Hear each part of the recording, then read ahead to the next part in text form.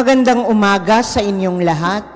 Malugod na pagtanggap sa St. Joseph Parish Gagalangin sa ika-6 ng umagang banal na misa sa pagdiriwang ng liturhiya ngayong Huwebes ng ika-26 na linggo sa karaniwang panahon at paggunita sa mga banal na anghel na tagatanod.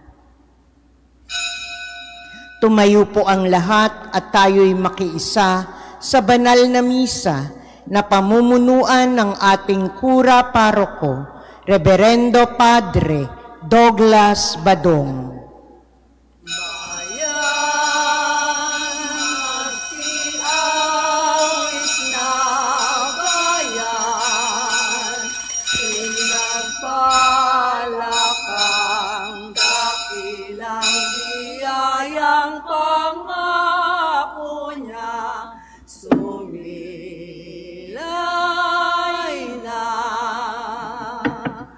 Dakilang biyayang pangako niya, sumilay na. Sa ngalan ng Ama at ng Anak at ng Espiritu Santo. Amen. Ang pagpapala ng ating Panginoong Hesukristo, ang pag-ibig ng Diyos Ama, at ang makikipagkaisa ng Espiritu Santo naway sa mainyong lahat. At sumaiyo rin. Mga kapatid, aminin natin ang ating mga kasalanan upang tayo'y maging marapat gumanap sa banal na pagdiriwang. Inaamin ko sa makapangyarihang Diyos at sa inyo mga kapatid, na lubha akong nagkasala sa isip, sa salita at sa gawa, at sa aking pagkukulang.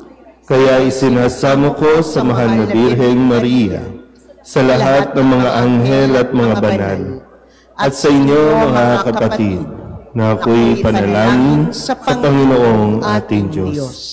Kaawaan tayo ng makapangyarihang Diyos, patawarin tayo sa ating mga kasalanan, at patnubayan tayo sa buhay na walang hanggan. Amen.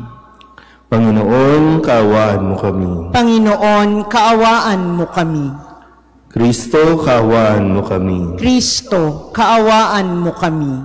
Panginoon, kaawaan mo kami. Panginoon, kaawaan mo kami. Manalangin tayo. Ama naming makapangyarihan, sa di malirip na pagsubaybay mo, minarapat mong isugo ang mga anghel upang kami tanuran. Ipagkaloob mong kami kanilang laging ipagsanggalang at maging maligaya kami kasama nila sa kalangitan, sa pamamagitan ni Jesucristo, kasama ng Espiritu Santo, magpasawalang hanggan. Amen.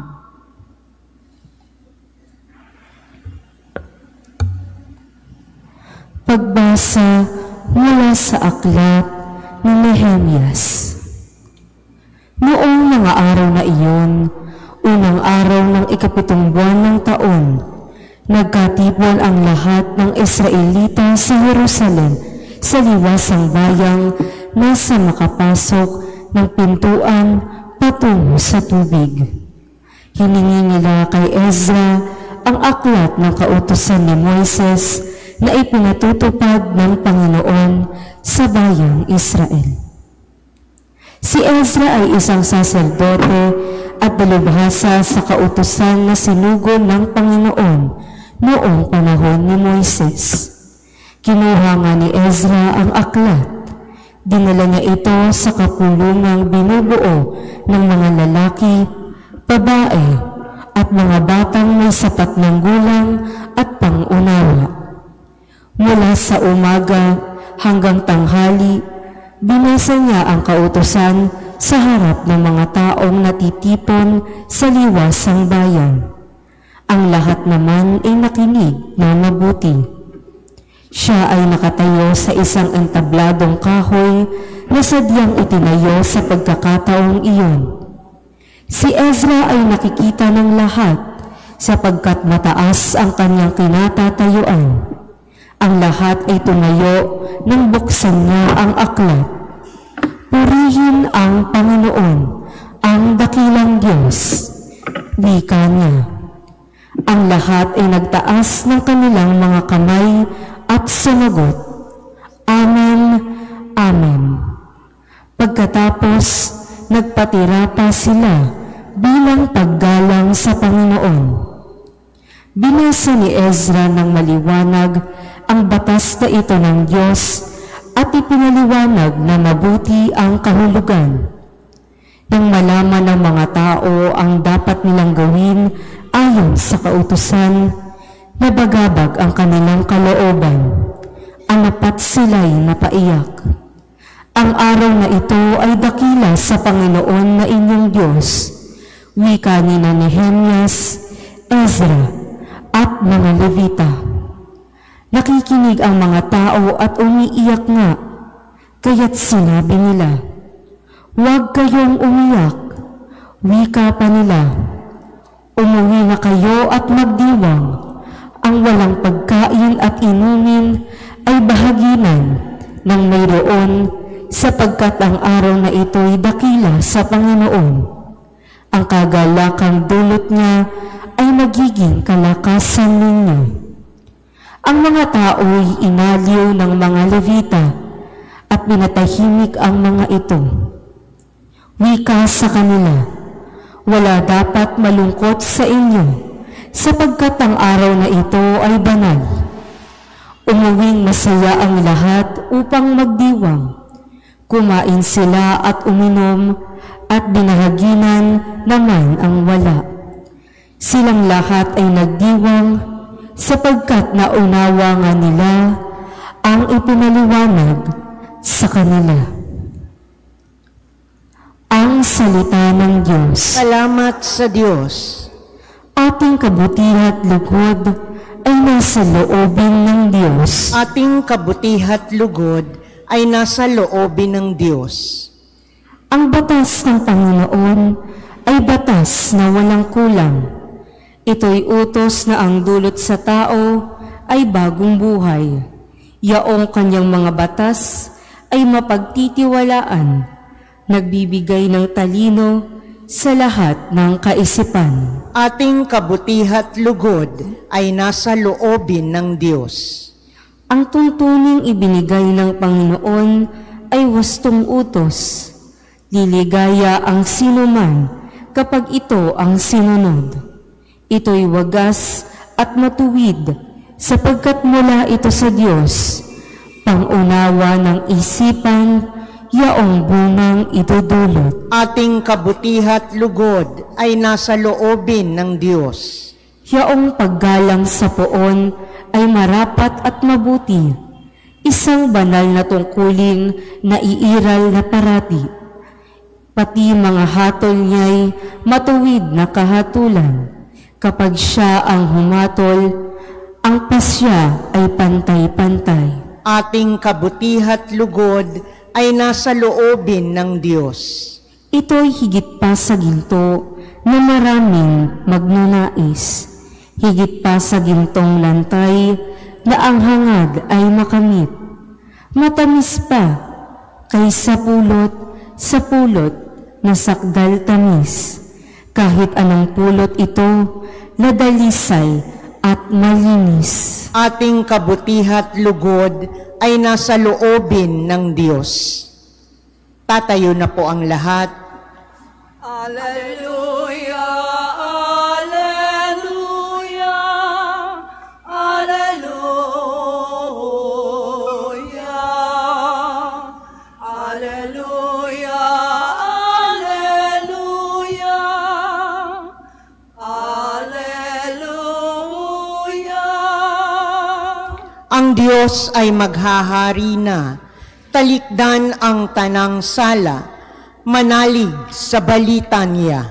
Alleluia, alleluia, alleluia,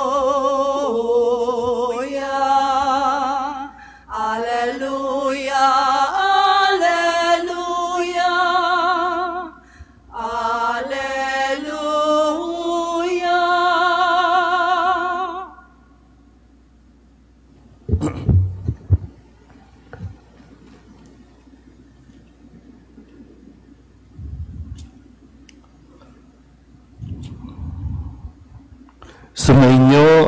Panginoon. At sumaiyo rin. Ang mabuting balita ng Panginoon ayon kay San Mateo.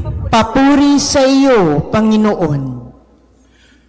Noong sandaling iyon, lumapit kay Jesus ang mga alagad at nagtanong, "Sino po ang pinakadakila sa kaharian ng langit?" Tinawag ni Jesus ang isang bata. Pinatayo sa harapan nila at sinabi, "Tandaan ninyo ito, kapag hindi kayo nagbago at tumulad sa mga bata, hindi kayo mabibilang sa mga pinaghaharian ng Diyos. Ang sinumang nagpapakababa na gaya ng batang ito ay siyang pinakadakila sa mga pinaghaharian ng Diyos. Ang sinumang tumatanggap sa isang batang ganito dahil sa akin, ay ako ang tinatanggap. Ingatan ninyo na huwag hamakin ang isa sa maliliit na ito.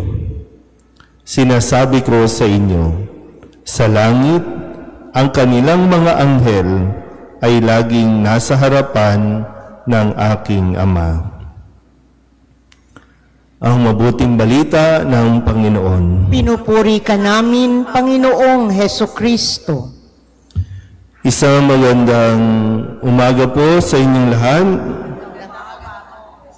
Ngayon po ay ating ipinagdiriwang at ginugunita ang kapisahan ng mga banal na anghel na tagatanod. Wala naman mga maliban doon sa sakristan natin. Halos lahat dito, senior citizen na. Pag senior ba, naniniwala pa sa Anghel de la Guardia? Kailan niyo huling kinausap ang Anghel de la Guardia? Diba, parang ganun. Kasi hindi lang ito pang bata, no? Hindi lang ito pang yung bang pang kunyari o pampakyut, magdasal ka sa guardian angel mo, ganyan. Sa tingin ko, mula sa pagkabata, mula nang tayo ay ilabas sa mundong ito, mula sa sinapupunan hanggang sa tayo po ay ilibing at dalhin o makabalik sa langit, hopefully, nandyan ang ating mga tagatanod. Nandyan ang anghel. At ang anghel ay katulad nga ng pinagdiwang natin nung kapisahan ng mga arkanghel ay bahagi ng ating pananampalataya. Pero yun nga po, maganda rin na sila ay muli nating alalahanin. Huwag naman sana tayo magkaroon ng demensya na makakalimutan natin maging ang ating mga anghel. At sila'y laging nagbabantay, hindi para diktahan ang ating mga desisyon, kundi para tulungan tayong makapagdesisyon ng naaayon sa kagustuhan ng Diyos. Kaya sa ating ebanghelyo, yung tanong ng mga alagad ni Kristo, sino po ang pinakadakila sa kaharian ng langit? Kung maalala niyo pa rin ang kwento ng tungkol sa mga anghel, ang sino mang nag-iisip na maging pinakadakila ay napapahamak. Diba si Lucifer? Ayaw niya na masigit ang tao. Ayaw niya na mas parabang naging mas espesyal ang tao sa Diyos. Kung kaya't nauwi ito sa pagre-rebelde.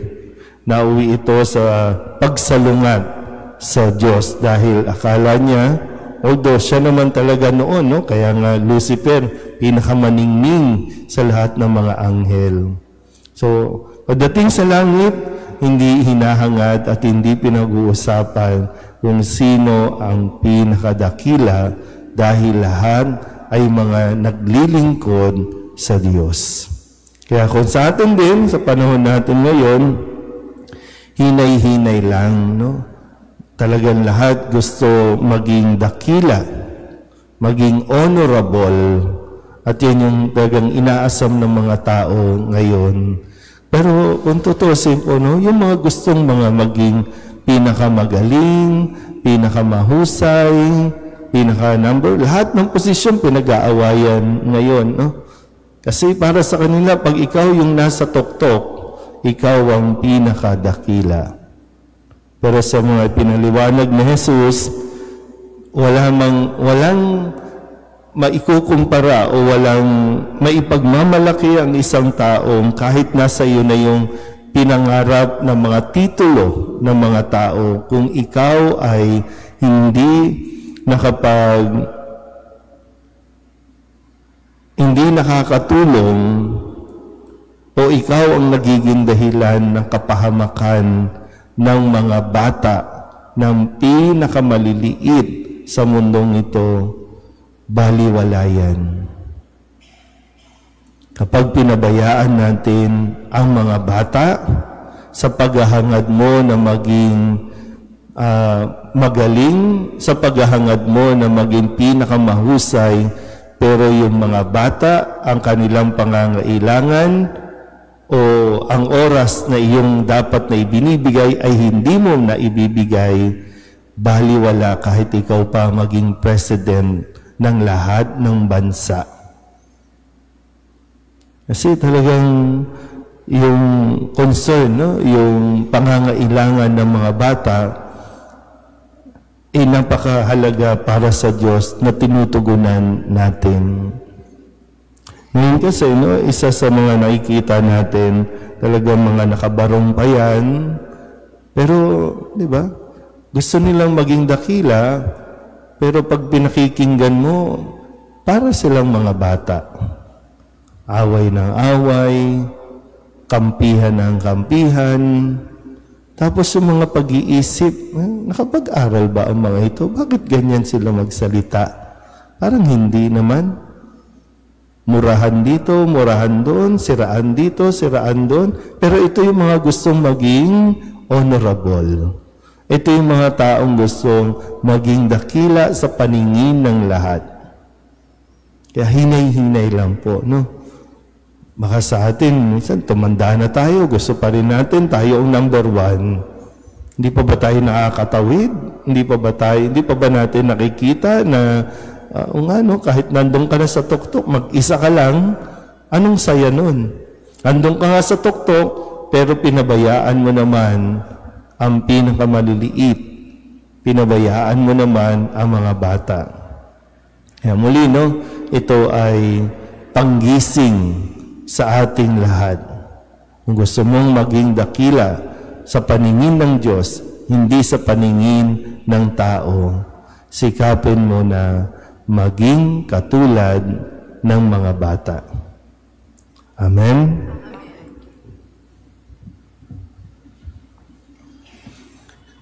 Lumapit tayo sa Panginoon ng ani at ipanalangin natin ang mga pangangailangan ng simbahan at ng buong mundo. Ang atin pong itutugon, Panginoon, dinggin mo ang aming panalangin. Panginoon, dinggin mo ang aming panalangin.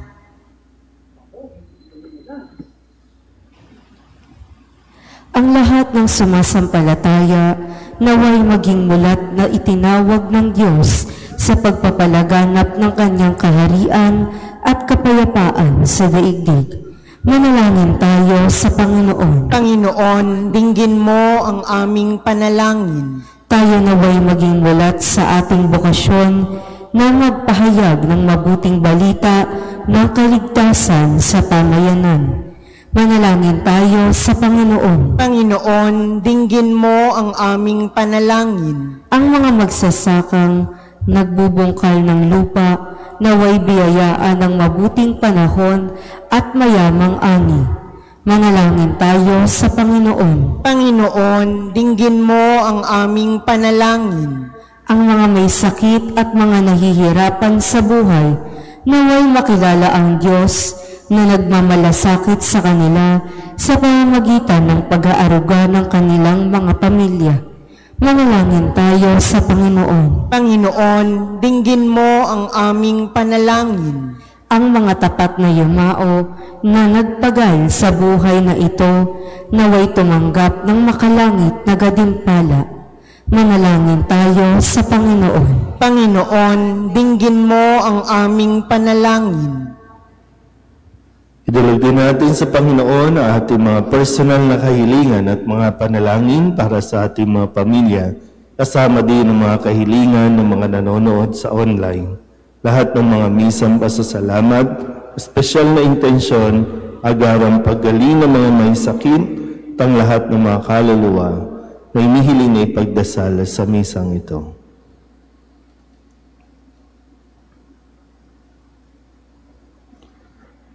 Ang lahat ng ito inihiling namin sa ngalan ni Kristo ang aming Panginoon. Amen. Handog namin sa iyo, Ama, ang tinapay at alak na ito. Handog ng bayang umaasa, sumasambat nagmamahal sa iyo.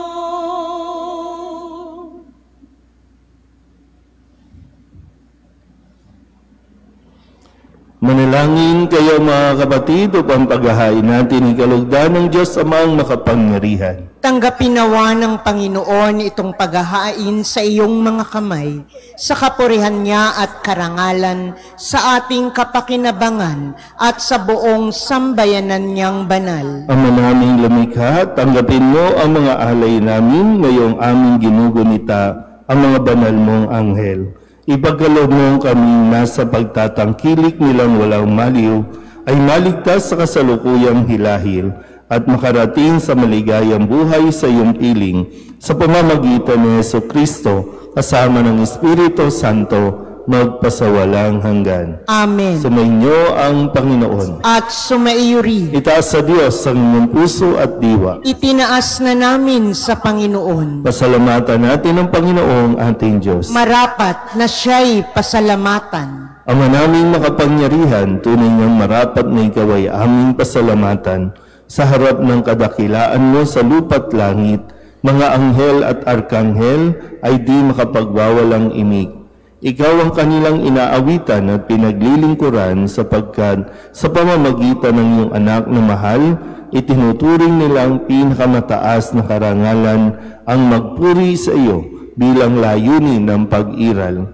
Kaya kaysa ng mga anghel ang sisiawit ng papuri sa iyo nang walang humpay sa kalangitan, kami nagbubunyi sa iyong kadakilaan. Santo, Santo, Santo, Panginoong Diyos ng mga hukbo, napupuno ang langit at lupa ng kadakilaan mo, o sana sa kaitaasan. Pinagpala ang naparirito sa ngalan ng Panginoon, o sana sa kaitaasan. Ama naming banal, ikaw ang bukal ng tanang kabanalan. Kaya't sa pamamagitan ng iyong Espiritu, gawin mong banal ang kaloob na ito upang para sa aming maging katawan at dugo ng aming Panginoong Heso Kristo. Bago niya pinagtiis ang kusang loob na maging handog, hinawakan niya ang tinapay, pinasalamatan kaniya, pinaghati-hati niya iyon, iniabot sa kanyang mga alagad at sinabi,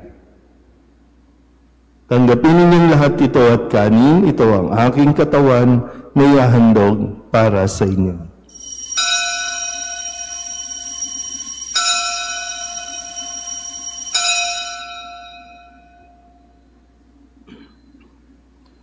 Na hindi naman nang matapos ang hapunan, hinawakan niya ang kalis, muli kaniyang pinasalamatan, inabot niya ang kalis sa kanyang mga alagad at sinabi, "Tanggapin ninyong lahat ito at inumin. Ito ang kalis ng aking dugo, ng bago at walang hanggang tipan.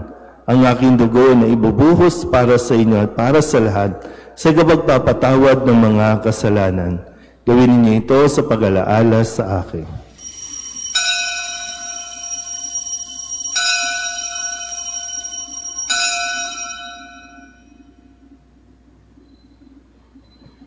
Ipagbunyi natin ang misteryo ng pananampalataya. Si Kristo'y namatay, si Kristo'y nabuhay, si Kristo'y babalik sa wakas ng panahon. Ama, ginagawa namin ngayon ang pag-alaala sa pagkamatay at muling pagkabuhay ng iyong anak.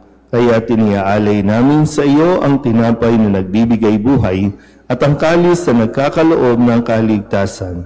Kami nagpapasalamat dahil kami iyong minarapat na tumayo sa harap mo para maglingkod sa iyo. Isinasama namin kami magsasalo-salo sa katawan at dugo ni Kristo ay mabuklod sa pagkakaisa sa pamamagitan ng Espiritu Santo. Ama, lingapin mo ang iyong simbahang laganap sa buong daigdig. Puspusin mo kami sa pag-ibig, kaysa ni Leon na aming Papa at ni Jose na aming obispo at ng tanang kaparian. Alalahanin mo rin ang mga kapatid naming nahimlay na may pag-asang sila'y muling mabubuhay, gayon din ang lahat ng mga pumanaw. Kawaan mo sila at patuloyin sa iyong kaliwanagan. Kawaan mo at paging dapating naming lahat na makasalo sa iyong buhay na walang wakas.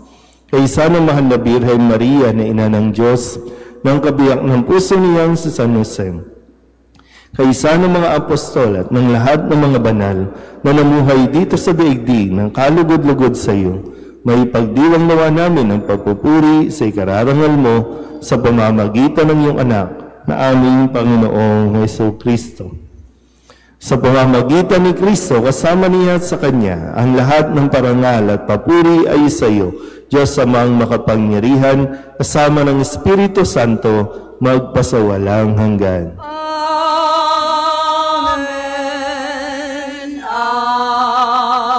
Amen.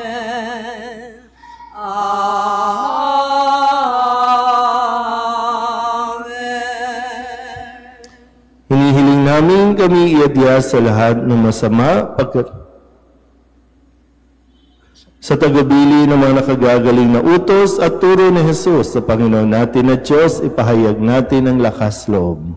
Ama namin, sumasalangit ka, sambahin ang ngalan mo, mapasa amin ang kaharian mo, sundin ang loob mo dito sa lupa para nang sa langit.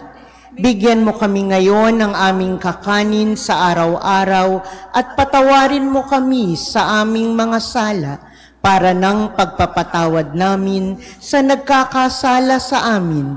At huwag mo kaming ipahintulot sa tukso at iadya mo kami sa lahat ng masama. Hinihiling namin kaming iadya sa lahat ng masama, pagkalooban ng kapayapaan araw-araw, iligtas sa kasalanan at ilayo sa lahat ng kapahamakan. Samantalang aming pinananabikan ang dakilang araw ng pagpapahayag ng tagapagligtas namin sa Jesucristo. Sapagkat iyo ang kaharian at ang kapangyarihan at ang kapurihan, magpakailanman. Amen. Panginoong Jesucristo, sinabi mo sa iyong mga apostol, kapayapaan ang iniiwan ko sa inyo, ang aking kapayapaan ang binibigay ko sa inyo. Tunghayan mo ang aming pananampalataya at huwag ang aming mga pagkakasala. Pagkalooban mo kami ng kapayapaan at pagkakaisa ayon sa iyong kalooban, kasama ng Espiritu Santo, magpasawalang hanggan. Amen. Ang kapayapaan ng Panginoon ay laging sumainyo. At sumaiyo rin. Magbigayin tayo ng kapayapaan sa isa't isa. Kordero ng Diyos na nag-aalis ng mga kasalanan ng sanlibutan, maawa ka sa amin. Kordero ng Diyos na nag-aalis ng mga kasalanan ng sanlibutan, maawa ka sa amin. Kordero ng Diyos na nag-aalis ng mga kasalanan ng sanlibutan, ipagkaloob mo sa amin ang kapayapaan. Ito ang kordero ng Diyos. Ito ang nag-aalis ng kasalanan ng sanlibutan. Mapalad ang mga inaanyayahan sa kanyang piging. Panginoon, hindi ako karapat-dapat na magpatuloy sa iyo, ngunit sa isang salita mo lamang ay gagaling na ako.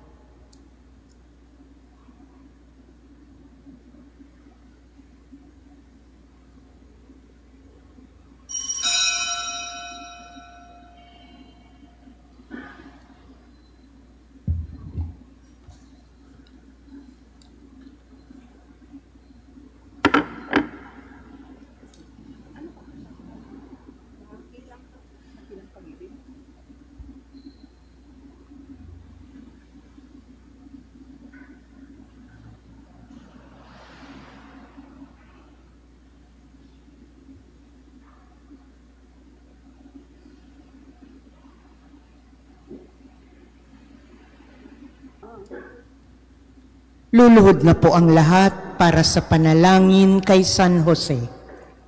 Abang tagapangalaga ng tagapagligtas, kabiyak na puso ng mahal na Birheng Maria, sa iyo ipinagkatiwala ng Diyos ang kaisa-isa niyang anak. Sa iyo nagtiwala si Maria. Sa piling mo, si Kristo'y naging tao. Maging ama ka rin sa amin, pinagpalang Jose, at gabayan mo kami sa landas ng buhay. Ihingi mo kami ng biyaya, awa at tapang, at ipagtanggol kami sa lahat ng masama. Amen. Tatayo na po ang lahat. Manalangin tayo.